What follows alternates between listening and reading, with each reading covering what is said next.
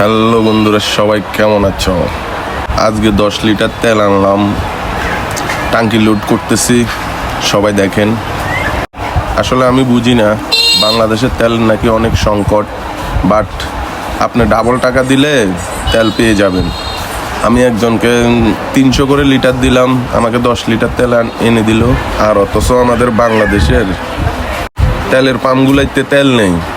আর অথচ আপনি 300 করে দেন, তেল পেয়ে যাবেন। আপনার কয় লিটার লাগবে আপনাকে এনে দিয়ে যাবে, আপনি যাওয়া লাগবে না। তাহলে চিন্তা করেন আমাদের বাংলাদেশে কত দুর্নীতিতে ভরা।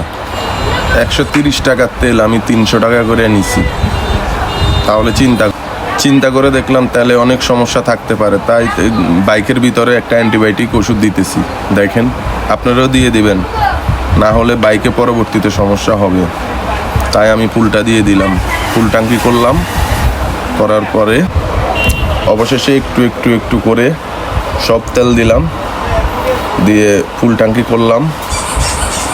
দেখি কয়দিন চালাতে পারি।